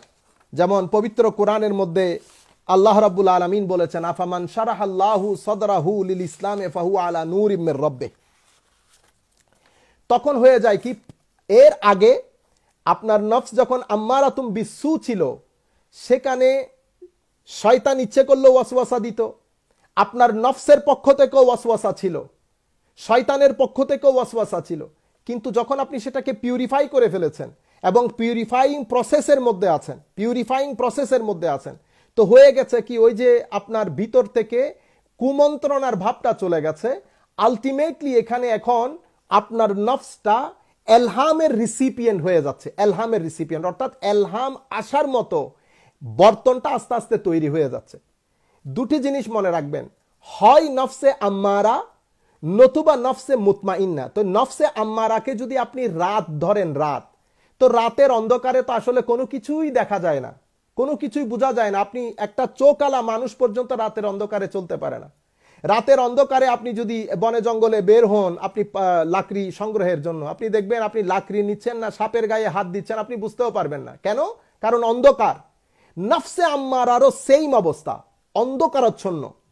কিন্তু আপনি যখন সে অন্ধকার থেকে যখন আস্তে আস্তে অন্ধকার ছুটতে থাকে, আপনি যখন ধারাবাহিক প্রসেসের মধ্যে যেতে থাকেন, তো অন্ধকারগুলো আস্তে আস্তে সরতে থাকে। সরতে সেখানে কি হয়? বিকাল হয়। বিকাল হওয়ার পরে আপনি দেখেন বিকাল সন্ধ্যার মধ্যে আপনি দিনের আলো থাকে, রাতের অন্ধকারেও থাকে। আরেকটা হচ্ছে একেবারে 12টা-1টার মধ্যে যখন ঝলঝলে মানে দিনের আলোয় আলোকিত হয়ে যায়। তো দিনের আলোয় আলোকিত হয়ে যাওয়া, এটা হচ্ছে নফসে মুতমাইন্না। সবকিছু দেখা যায়, উজ্জ্বল হয়ে যায়। আর রাতের অন্ধকারটা হচ্ছে নফসে আম্মারা। আর মাঝখানেরটা হচ্ছে, মানে যেমন আমরা যারা সাধারণ মানুষ, আপনারা যারা আছেন, আপনারা নামাজ, দোয়া, তসবিহ, তাহলিল করেন, ভালো করে চলতে চান, কিন্তু প্রসেসটা বা আপনার যেই আন্দাজে পিউরিফিকেশন প্রসেস বা এই এক্সারসাইজ বা মুজাহাদা করা দরকার, সেরকম আপনি না করার কারণে তো আমরা মাঝখানে থাকি। আমাদেরটা দিনও না, রাতও না, নফসে আম্মারাও না, নফসে মুতমাইন্নাও না। আমরা হয়তো কেউ মুলহামার পর্যায়ে আছি, কেউ লাওয়ামার পর্যায়ে আছি। কিন্তু আমি আপনাদেরকে বলতে চাচ্ছি যে নফস যখন এই পর্যায়ে চলে যায়, প্রসেসিং এর মাধ্যমে যখন নফস এলহামের রিসিপিয়েন্ট হয়ে যায়, কারণ পবিত্র কোরআনের মধ্যে খুদ আল্লাহ বলছেন ফাআলহামাহা, এলহাম করা হয় কোথায়? ফুজুরাহা ওয়া তাকওয়াহা, নফসের মধ্যে পাপ পঙ্কিলতা এবং তাকওয়া দুইটাই এলহাম করা হয়। তো এখন এলহাম ফুজুরেরটা কোত্থেকে আসে? শয়তান থেকে, নফস থেকে। যখন সেটা অন্ধকার থাকে, যখন সেটা পঙ্কিলময় থাকে, যখন সেটা নফসে আম্মারা থাকে। কিন্তু যখন এই নফস আপনার প্রসেসিং এর মাধ্যমে যখন লাওয়ামা, মুলহামা, মুতমাইন্নার পর্যায়ে চলে যায়, যখন সেটা আস্তে আস্তে পিউরিফিকেশন হয়, তখন সেখান থেকে ওই যে কুমন্ত্রণার ভাবটা চলে যায়, তখন সেটা তাকুয়া, সেটার উপর এলহাম হয়। তাকুয়ার এলহাম যখন হয়, তো এলহামের জন্য আপনার নফস এলহামের রিসিপিয়েন্ট হওয়ার জন্য মনে রাখবেন তাকুয়া শর্তে আউয়াল, তাকুয়া থাকতে হবে। তাকুয়া পরহেজগারি না থাকলে আপনার ওই নফসের বর্তনের মধ্যে এলহাম আসে না। আর যখন মানে তাকুয়া অর্জিত হয়ে যায়, আপনি দেখেন পবিত্র কোরআন আপনি পড়লে আপনি এই আয়াতগুলা দেখেন একবার, আল্লাহ রাব্বুল আলামিন পবিত্র কোরআনের মধ্যে বলছেন, ইয়া আইয়ুহাল্লাযীনা আমানু ইন তাত্তাকুল্লাহ ইয়াজআল লাকুম ফুরকানা। সূরা আনফালের এটা হচ্ছে 29 নম্বর আয়াত সূরা আনফালের। তো আল্লাহ রাব্বুল আলামিন বলছেন, হে ঈমানদারেরা, ইন তাত্তাকুল্লাহ, যদি তোমরা মুত্তাকি হও, তাকওয়া পরহেজগারি ইখতিয়ার করো, তো কি করব? ইয়াজআল লাকুম ফুরকানা, তোমাদের জন্য ইয়াজআল লাকুম ফুরকানা, অর্থাৎ হক এবং বাতিল, সত্য এবং মিথ্যা, সঠিক এবং ভুল, দুইটার মাঝে ফারাক সৃষ্টিকারী যেই ইলম, যেই ফুরকান, সেখানে তোমাদেরকে অধিষ্ঠিত করা হবে যদি তোমরা তাকওয়া পরহেজগারি ইখতিয়ার করো। আপনি দেখেন এটার সাথে আপনার বিবেকের, আপনার পঞ্চ ইন্দ্রিয়ের এই জ্ঞানের সাথে আপনার পঞ্চ ইন্দ্রিয়ের কোনো সম্পর্ক নাই, এই জ্ঞানের সাথে আপনার ইন্টেলেক্টের কোনো সম্পর্ক নাই। কারণ এখানে খুদ আল্লাহ বলছেন, ইন তাত্তাকুল্লাহ, যদি তোমরা তাকওয়া পরহেজগারি ইখতিয়ার করো। তাকওয়া পরহেজগারি বলতে যেই জিনিসগুলো আল্লাহ এবং আল্লাহ রাসূল নিষেধ করেছেন সেগুলা থেকে বেঁচে থাকা, যেই জিনিসগুলো আল্লাহ এবং আল্লাহ রাসূল আমাদেরকে হুকুম দিয়েছেন সেগুলা পালন করা, এবং আল্লাহ রাব্বুল আলামিন যে অবস্থায় আমাদেরকে রেখেছেন সেই অবস্থায় আল্লাহ রাব্বুল আলামিনের দরবারে সন্তুষ্ট থাকা, এবং নিজের ভিতরে সার্বক্ষণিকভাবে আল্লাহ রাব্বুল আলামিনের জিকির জারি রাখা, এই জিনিসগুলা, এটা হচ্ছে তাকওয়া, হচ্ছে আপনার ভিতরে একটা স্টেট অফ মাইন্ড, আপনার ভিতরে একটা কনসিয়াসনেস, আপনার ভিতরের একটা সচেতনতা, যেটা আপনাকে সমস্ত প্রমাণ খারাপ কাজ থেকে আপনাকে বিরত রাখে। দেখেন আমরা যখন এই যে ফেসবুকের মধ্যে আমরা যখন কমেন্ট করি, আমরা যখন পারস্পরিকভাবে একজন আরেকজনের সাথে বিহেভ করি, আমরা যখন আমাদের বড় ছোটদের মধ্যে বিহেভ করি, আপনি দেখেন সামান্য পরিমাণ তাকওয়া পরহেজগারি যার কাছে আছে, সেই কটু কথা বলা, খারাপ কথা বলা, ডিসরেসপেক্ট করা, অসম্মান করা, সেটা মা বাবা হোক, সেটা পাড়ার সিনিয়র কোনো নাগরিক হোক, এই জিনিসগুলা কখনো সম্ভব হতো না। তো এগুলা সম্ভব কেন হচ্ছে? কারণ আমরা ধর্মটাকে পালন করি ট্রেডিশন হিসাবে। সত্যিকার অর্থে ধর্ম আমাদের মধ্যে কোনো কারণে আসছে না, সেটা আমাদের সুহবতের কারণে হোক, সেটা আমাদের সঙ্গের কারণে হোক, আমাদের এলম বা আমাদের দুনিয়াদারির কারণে হোক, এই কারণগুলোর কারণে আমাদের ভিতরে তাকওয়া পরহেজগারি আসছে না। যেহেতু তাকওয়ার আলো জ্বলছে না, তাকওয়ার আলো না জ্বলার কারণে আমাদের ভিতরটা কোনো কারণে নরম হচ্ছে না। যেমন এই নরম না হওয়ার কারণে আপনারা বর্তমান যুগে যে ফিতনাগুলা চলছে, আপনি দেখেন আমরা কারো মধ্যে ভদ্রতা, নম্রতা, সহনশীলতা, উদারতা, তাকওয়া পরহেজগারি, খুশু, খুদু, আমরা আস্তে আস্তে এগুলা লোপ পেয়ে যাচ্ছে, এগুলা কথাগুলো সেকেন্ডারি হয়ে যাচ্ছে, এগুলা আমাদের কাছে আর কোনো দাম পাচ্ছে না। কারণ তো এখন আল্লাহ রাব্বুল আলামিন বলছেন, দেখেন কত গুরুত্বপূর্ণ কথা, যখন দেখবেন কোন একটা বিষয়ের মধ্যে ফিতনা হচ্ছে, কোন একটা বিষয় কোনটা ভুল কোনটা শুদ্ধ কেউ বুঝে উঠতে পারছে না, কোনটা সঠিক এবং কোনটা একেবারে নির্ভরযোগ্য, কোনটা অসঠিক, কোনটার উপর আপনি নির্ভর করতে পারবেন না, মানে বুঝতে কষ্ট হয়ে যাচ্ছে। তো সেই সমস্ত জায়গায়, সেই জায়গা অর্থাৎ যখন আপনার বিবেক, বুদ্ধি, আকল, আপনার লেখাপড়া, আপনার বইপত্র আপনাকে জবাব দিয়ে ফেলবে, বইপত্র বুঝতেছে না, আপনার রিসার্চ আপনাকে কোনো কনক্লুশনে যেতে দিচ্ছে না, এমন জায়গায় যে জ্ঞানটা কাজে আসে সেটা হচ্ছে এলহাম, ইলমে লাদুন্নি এবং কশফের জ্ঞান, যে জ্ঞানটা আপনার আকলের মাধ্যমে, আপনার নফসের পিউরিফিকেশনের মাধ্যমে অর্জিত হয়। এখানে আল্লাহ বলছেন, ইন তাত্তাকুল্লাহ, যদি তোমরা তাকওয়া পরহেজগারি ইখতিয়ার করো, ইয়াজআল লাকুম ফুরকানা। তো মানুষ যখন ভুল, নির্ভুল এবং কোনটা সত্য কোনটা অসত্য, কোনটা সঠিক কোনটা সঠিক না, কোনটা ভালো কোনটা মন্দ, কোনটা হক কোনটা বাতিল, এই নিয়ে যখন মানুষের মধ্যে একটা বিশাল বড় ফিতনা থাকবে, মানুষ এই ফিতনার আষ্টে পৃষ্ঠে জড়িয়ে থাকবে, বড় বড় জ্ঞানীরা সলিউশন দিতে পারবে না, তখন এই ধরনের মানুষ যাদের মধ্যে তাকওয়া পরহেজগারি আছে, যাদের নফসকে পিউরিফিকেশনের মাধ্যমে তৈরি করেছে, ইয়াজআল লাকুম ফুরকানা, তারা কনফিউজড হবে না, তারা সুন্দর করে একেবারে মানে পিসফুল্লি শান্তির সাথে এখানে কোনটা ভুল না, কোনটা সত্য, কোনটা মিথ্যা, কোনটা হক, কোনটা বাতিল, তারা ইজিলি বের হয়ে যাবে। তাদেরকে আল্লাহ রাব্বুল আলামিন এই ফুরকান তথা ভালো এবং মন্দের মধ্যে ফারাক সৃষ্টিকারী এই ইলম, এই হুজ্জত, এই দলিল আল্লাহ রাব্বুল আলামিন তাদেরকে দান করবেন। এইটা ইভেন মেডিকেল সায়েন্সে যারা পড়েন, এটা ইভেন আপনি বিভিন্ন সেক্টরে আপনারা যে বিষয় পড়েন, আপনি দেখেন মেডিকেল সায়েন্স, আপনি একটা ইস্যু, একটা কেস নিয়ে আলোচনা হচ্ছে, প্রত্যেকে যার যার ইনপুট দিচ্ছে, যার according to their study, according to their research, প্রত্যেকে যার যার কথা বলছে, কিন্তু সলিউশন আসছে না। মাঝখানে হঠাৎ করে এক ব্যক্তি একটা কথা বলে ফেললেন, সবাই অবাক হয়ে গেছেন যে আপনি এই কথা কোত্থেকে বললেন, এই কথা আমরা তো কোনো কিতাবের মধ্যে পাই নাই। আসলে সব কথা কিতাব থেকে হয় না, এখানে এলহামটা ফেরেশতারা, এলহাম আল্লাহর পক্ষ থেকে হয়, কিন্তু এই এলহামটা ফেরেশতারা আপনার ওই জমিনের মধ্যে, কলবের জমিনের মধ্যে ফেরেশতারা ঢেলে দেয়। যখন আপনার নফস পিউরিফিকেশনের মাধ্যমে ওই স্ট্যাটাস অর্জন করে, তখন আল্লাহ রাব্বুল আলামিন ফেরেশতা মারফত ওই খিতাব, ওই জ্ঞান আপনার কলবের বর্তনে যেভাবে আপনি গ্লাসের মধ্যে পানি ডালেন সেভাবে ঢেলে দেয়। এটাকে এলহাম বলে।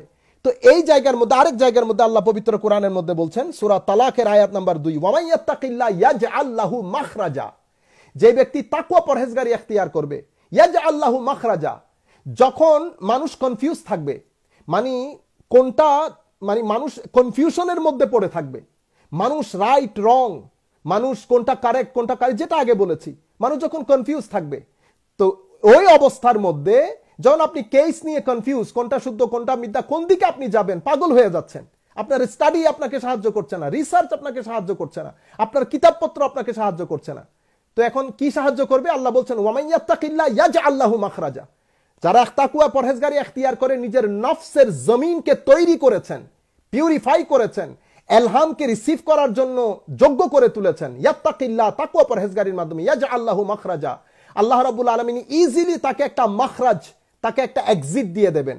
সে ইজিলি এই তাবৎ পরিস্থিতি থেকে শান্তির সাথে পিসফুল্লি সে বের হয়ে যাবে, সে বুঝতে পারবে এখানে কোনটা ভালো কোনটা মন্দ। এই জন্য এই তাকওয়া পরহেজগারি এবং এই নফসের পিউরিফিকেশন, এলহাম, এটাও জ্ঞানের একটা মাধ্যম।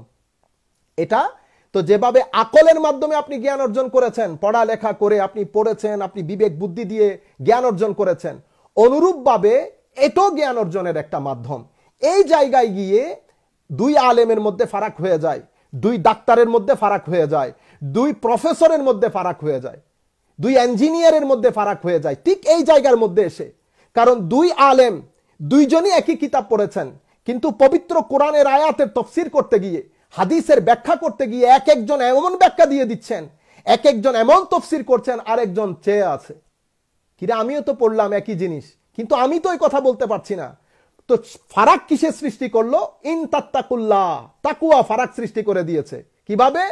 তাকওয়া ওই যে নফসের জমিনকে পিউরিফাই করার কারণে এটা এলমে খোদা মন্দির, এলহামের রিসিপিয়েন্ট হয়ে গেছে, যার কারণে ওই এলমটার কারণে ওই ব্যক্তির সাথে অন্য আলেমের, ওই ডাক্তারের সাথে অন্য ডাক্তারের, ওই প্রফেসরের সাথে অন্য প্রফেসরের ফারাক হয়ে গেছে।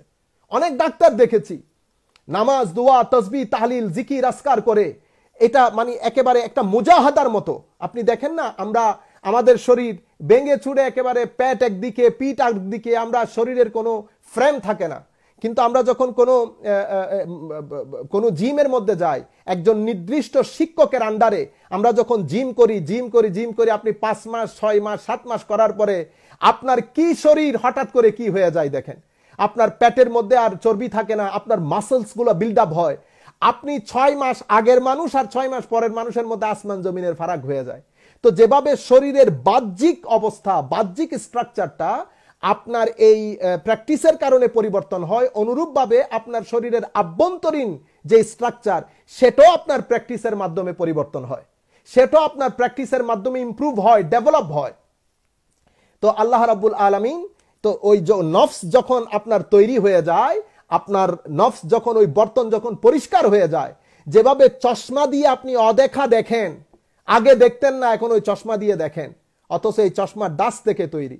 অনুরূপভাবে ওই নফস একসময় পাপ পঙ্কিলতায় অন্ধকার ছিল, লা আম্মারাতুন বিসু ছিল, কিন্তু একই নফস এখন আপনাকে পুশ করে ভালো কাজ করার জন্য। ভালো কাজ না করলে নফস শান্তি পায় না। নফস এখন মুতমাইন্না হয়ে গেছে, নফস রাদিয়া খুশি হয়ে গেছে, মারদিয়া হয়ে গেছে, কামেলা হয়ে গেছে। এখন আগে যেই জিনিসগুলো আপনি দেখতে পেতেন না, এখন সেই জিনিসগুলো দেখতে পান। এটা হচ্ছে একটা মাধ্যম। অনুরূপভাবে আরেকটা মাধ্যম বলা হয় কলবকে। এটা বড় ইম্পর্টেন্ট। আরেকটা মাধ্যম হচ্ছে কলব। এমন অনেক বিষয় আছে যেটা আপনি আকল দিয়ে আপনি অর্জন করতে পারবেন না। আপনার বিবেক বুদ্ধি, যেটা এতক্ষণ আপনাদেরকে বলছি, সেটা আপনি কলব দিয়ে অর্জন করবেন। সেই কারণে আপনি দেখেন আমাদের ইমান হচ্ছে ইমান বিল গাইব। বিল গাইব বলতে মানে আমাদের ইমানের মধ্যে যতটা বিষয় আছে তার মধ্যে একটা বিষয়ও চোখে দেখা যায় না। যেমন আল্লাহ চোখে দেখি না, কবরের আযাব চোখে দেখি না, পরকাল চোখে দেখি না, পূর্ববর্তী রসুল চোখে দেখি না, পূর্ববর্তী কিতাব চোখে দেখি না। মানে আমাদের পবিত্র কোরআনের শুরুতে আল্লাহ বলছেন আলিফ লাম মিম যালিকাল কিতাব লা রাইবা ফি হুদাল লিল মুত্তাকিন আল্লাযীনা ইউমিনুনা বিল গায়ব, যারা অদৃশ্যে বিশ্বাস করে। তো আমাদের ঈমান বিল গায়ব, আমাদের বিশ্বাসটাই হচ্ছে অদৃশ্যের উপর। তো এখানে আপনার আকল, আপনার বিবেক বুদ্ধি, যেটা আমাদের এই ৩০টা সমস্যায় পড়ে যান। তো এখন এখানে আকল কিন্তু আপনার কাজ দিচ্ছে না ঈমানের ক্ষেত্রে। কারণ আকল দিয়ে আপনি ঈমানকে মানে অদৃশ্যকে আপনি বুঝতে পারবেন না। কেন?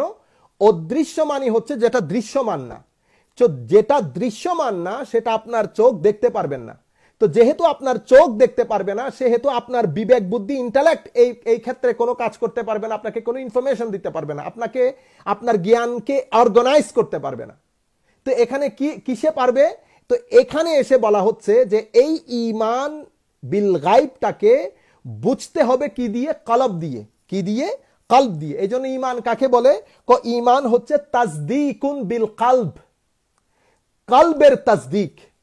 আপনার কলব দিয়ে সত্যায়ন করা, এটাকে ঈমান বলে। অর্থাৎ কলবের সত্যায়ন, আকলের সত্যায়ন না, আপনার কলবের সত্যায়ন।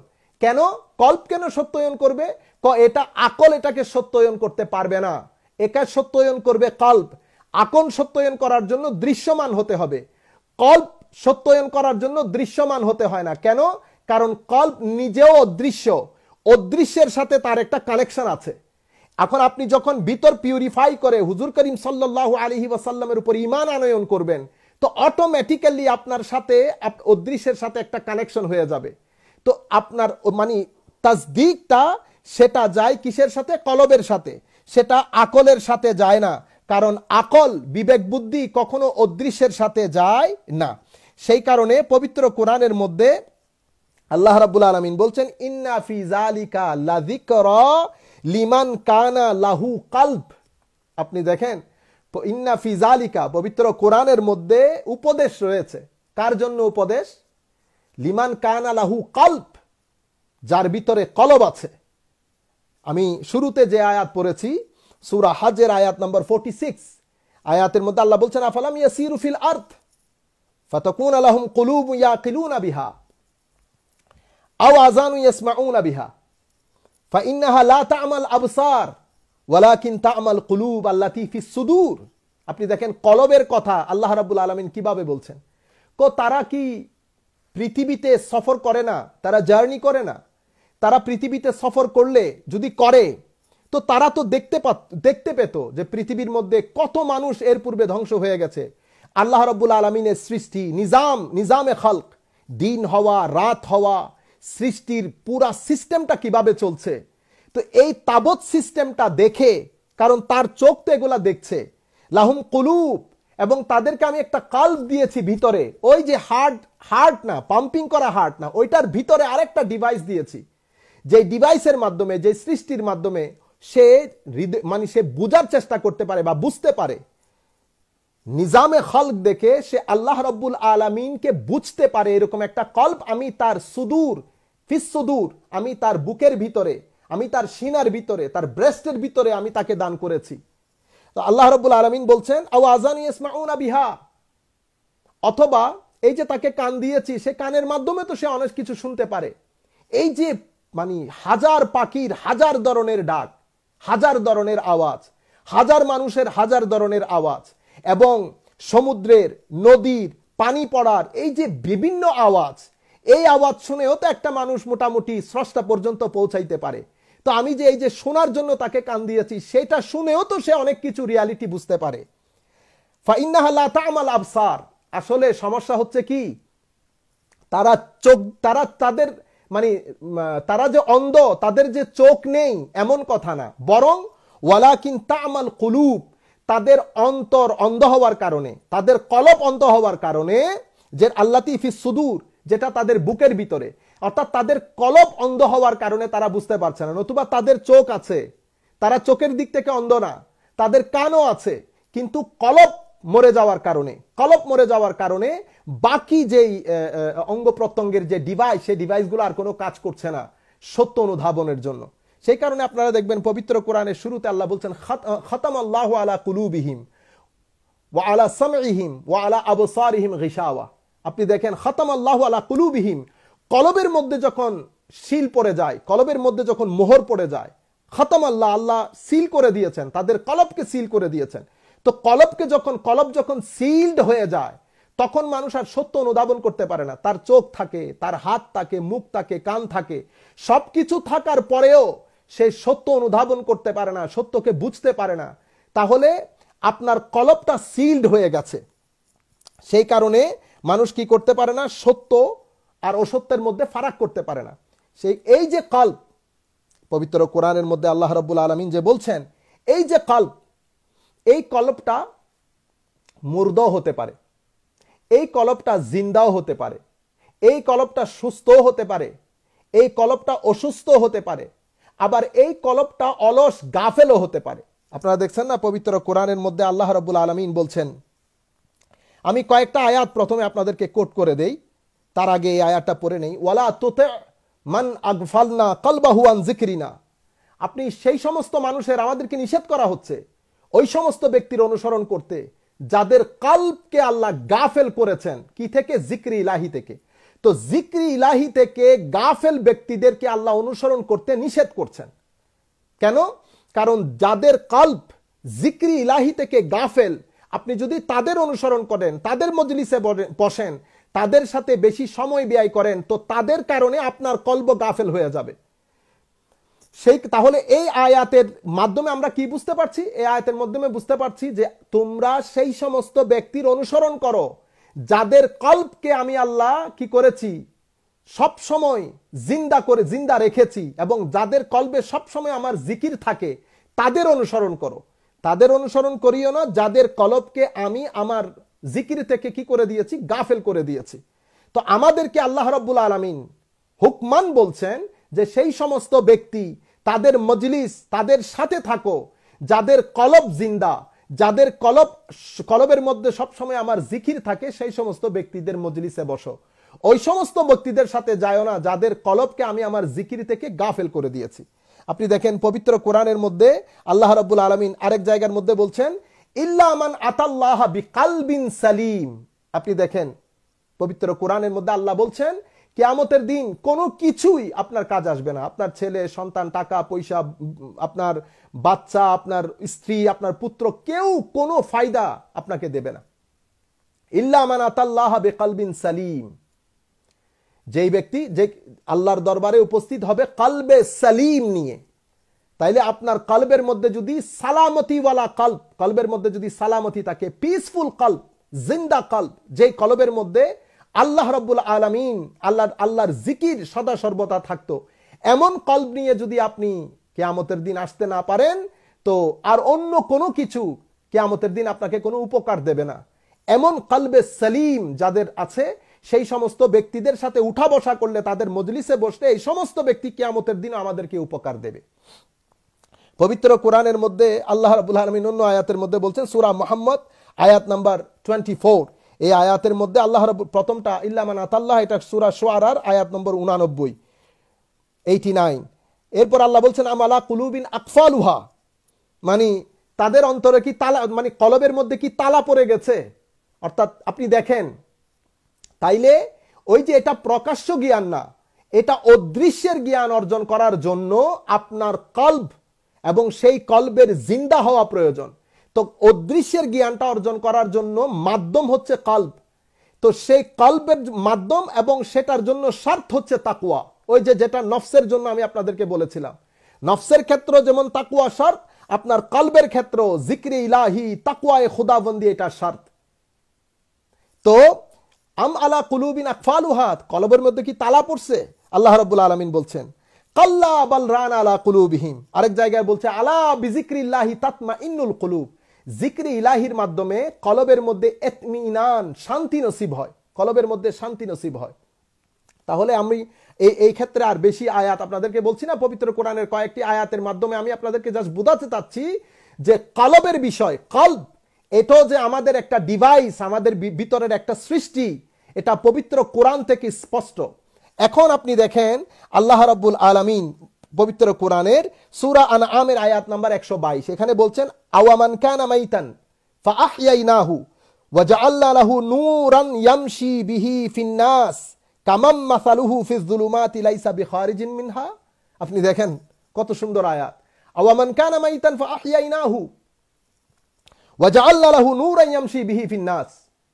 আপনি মুর্দা ছিলেন, এই মুর্দা মানে হচ্ছে আপনি মৃত হওয়া না, বরং আপনার কলবের মধ্যে তালা লেগেছিল, আপনার কলব মৃত ছিল, সেই মৃত কলবকে আমি জিন্দা করেছি। ওয়াজআলনা লাহু নূরা, সেখানে আমি নূর দিয়েছি। আমি এই জিনিসগুলো আপনাদেরকে বোঝাতে চাচ্ছিলাম। কলবকে জিন্দা করেছি, কলবের ভিতর নূর দিয়েছি। আল্লাজি বিহি নূরান ইয়ামশি বিহি ফিন-নাস, যে কলবের নূর নিয়ে আপনি মানুষের মধ্যে চলাফেরা করেন।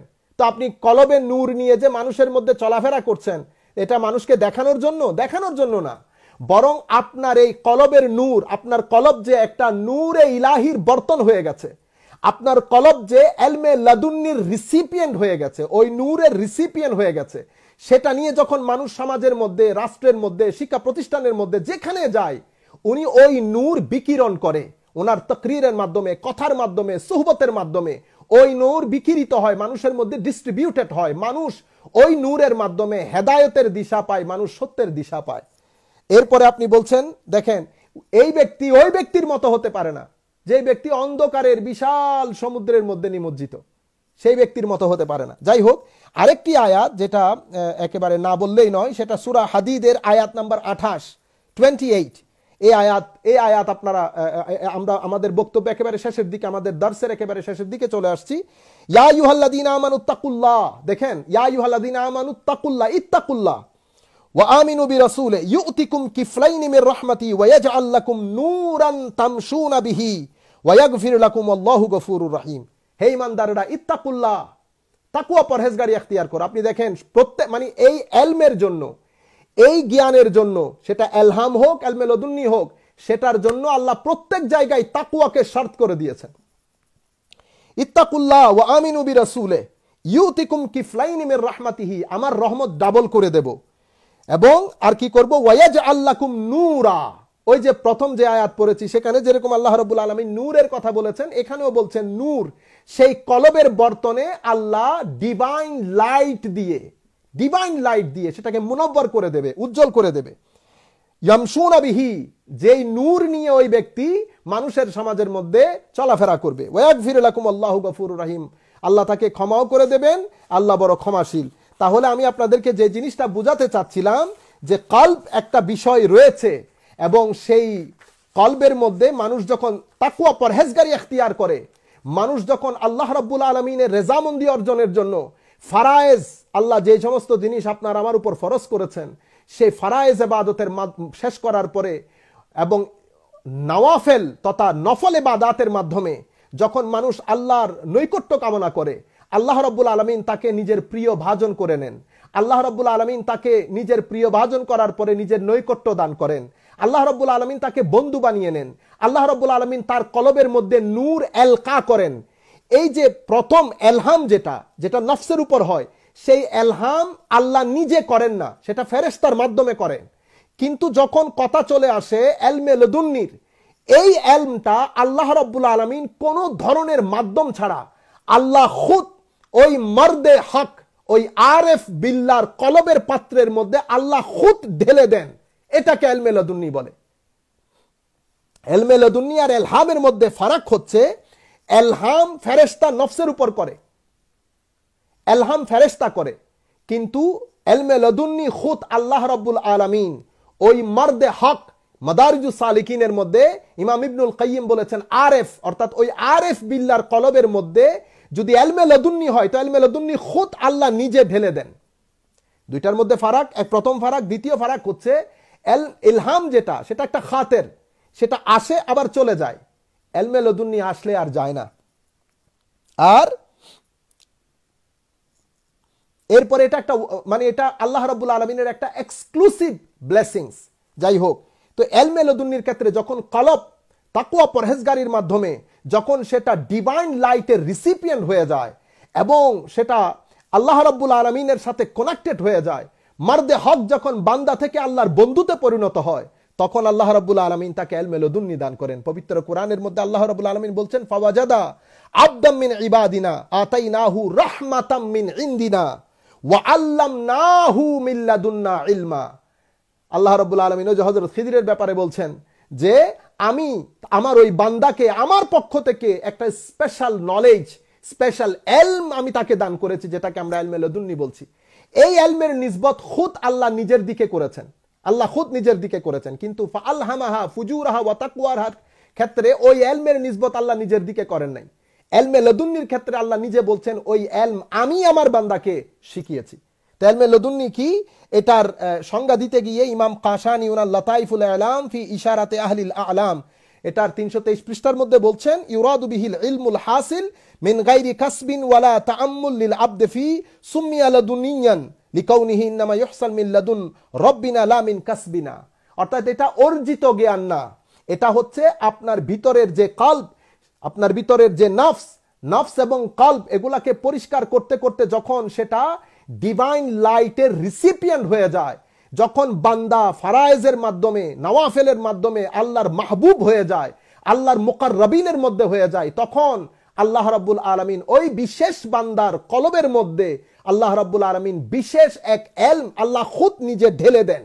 যেভাবে গ্লাসের মধ্যে আমরা পানি ঢালি, ওই জ্ঞানকে আল্লাহ ইলমে লাদুন্নি বলা হয়। তাহলে আপনারা আজকের এই সংক্ষিপ্ত দর্শের মধ্যে আমি অনেক বিষয় এখানে আমার এড়িয়ে যেতে হয়েছে সাধারণ মানুষকে বোঝানোর জন্য এবং আমার দর্শটাকে সংক্ষিপ্ত করার জন্য। তাহলে আপনারা বুঝতে পেরেছেন যে ইলমের মাধ্যমের মধ্যে একটা মাধ্যম হচ্ছে অদৃশ্য মাধ্যম, সেই মাধ্যমের মধ্যে হচ্ছে নফস এবং কলব, রূহ এবং সির, এগুলার কথা এখন আর বলছি না। তো এই নফস এবং কলবের মধ্যে আপনি যখন নফস এবং কলবকে আপনি আস্তে আস্তে আপনার পিউরিফিকেশনের মাধ্যমে জিন্দেগি দান করবেন, ইবাদাতের মাধ্যমে, রিয়াজাতের মাধ্যমে, আপনি যখন সমস্ত ইখলাসের মাধ্যমে, তাকওয়া পরহেজগারির মাধ্যমে, ওয়ারার মাধ্যমে, খৌফের মাধ্যমে, খশিয়তের মাধ্যমে, সব কিছুর মাধ্যমে আপনি তখন হয় কি বান্দার মধ্যে সেগুলা ফুটে উঠে, ভদ্রতা, নম্রতা, সহনশীলতা, উদারতা, জিক্রি ইলাহি, খৌফে ইলাহি, খশিয়তে ইলাহি, ওয়াজের মধ্যে, তকরিরের মধ্যে জিনিসগুলা ফুটে উঠে। ওয়াজ তকরির শোনার পরে আপনার ভিতরে এই দেখবেন আল্লাহর প্রতি, রসুল করিম সাল্লাল্লাহু আলাইহি ইসলামের প্রতি ঝোঁক, মোহাব্বত, ঘৃণা বের হয়ে যাবে, হিংসা বের হয়ে যাবে, উগ্রতা বের হয়ে যাবে, আপনার ভিতরে মোহাব্বত চলে আসবে, আপনার ভিতরে আজজি এনকেসারি চলে আসবে, ছোট হওয়া চলে আসবে, ঝুঁকে যাওয়া চলে আসবে, আপনার চোখ আল্লাহ রাব্বুল আলামিনের জিকিরের মধ্যে ভিজে যাবে, আপনার আভ্যন্তরীণ অবস্থার পরিবর্তন হবে।